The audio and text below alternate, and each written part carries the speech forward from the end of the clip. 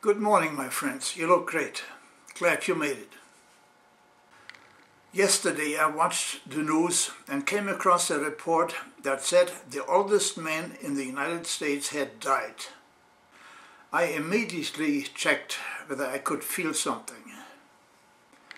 It is true that every time I leave my house, Florida's vultures circle above me, so I made clear to them over my dead body. My friends claim I came over here on a little-known sister ship to the Mayflower called the Hindenburg, kissing the ground with my pants on fire, to which Hillary would have added under sniper fire. Gee, I don't want to find out what my enemies think of me. Next, to clear this up once and for all, as you can tell from my rich blonde hair, I am not Joe the Plumber. I am a forensic analyst, and as such I stick my nose into anything that looks funny. For example, like Jeb Bush wanting to run for Senate come next election. Immediately, a number of things came to my mind, such as behavioral patterns, pattern similarity, DNA dominance, siblings, moral values. Oh my God, and not necessarily in that order. So I began to do some research, and here's what I came up with. First, I realized I probably could not get hold of Jebs and George W.'s DNA.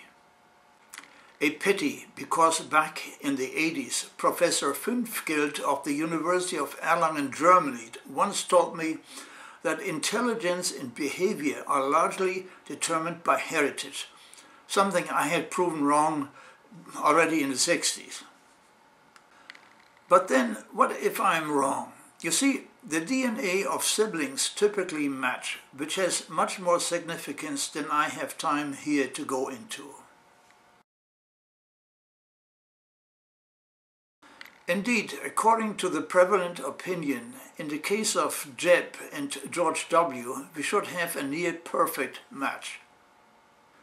Now, let's see whether there is something to my theory that a DNA match predisposes to similar environmental influences. Let's start out with George W. If reports are correct, he favors torture in detention centers. I'll come to cover-ups in a second. As does Jeb Bush. Indeed, his record on controlling prisoner abuses in Florida jails is non-existent. Paraplegics are being thrown to the floor, and that is not an isolated incident.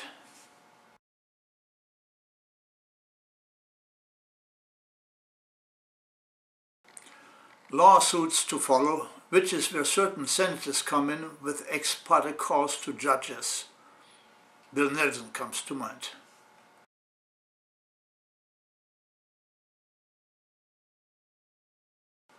Or take the choking of a deputy attorney general's daughter who had been arrested because she played her music too loud, choking until she passed out. So, even money here. Now let's go and look at the propensity to cover up wrongdoing. We have discussed already George W.'s order to the DOJ not to prosecute corporate wrongdoing, so I am not going to repeat this here. But when it comes to torture, George W. brazenly declared, "We don't torture." German national El Masri, who was body snatched by the CIA, outsourced to Afghanistan for torture, and after having been identified as the wrong man was released, he sued in federal court, only to face the DOJ argument that the suit would unreasonably reveal state secrets. And the courts went along with that cover-up.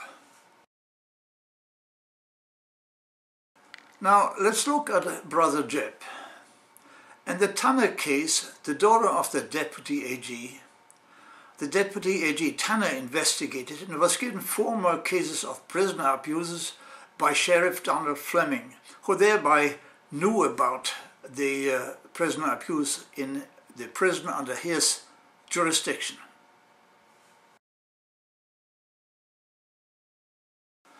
A.G. Tanner obtained the indictment of 9 prison guards. Guess what? Jeb Bush took the case away from Tanner and gave it to a known Quaker cover-upper, Deputy A.G. Harry Shorstein of Jacksonville. Sure enough, despite video evidence showing the abuse, Shorstein had the prison guards unindicted. Hello? Is anybody awake?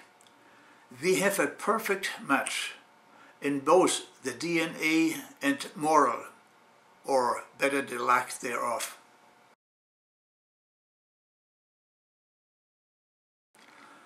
Now, do we really want more of the Bushmen screwing with the Constitution? I didn't think so. Let's hope that our elected president takes action on this type of crimes. And yes, under the law, comforting a criminal after he committed a crime makes anyone an accessory after the fact. Oh, here's the sniper pick again, just so you understand what has caused such mental pain and suffering in me when I arrived here.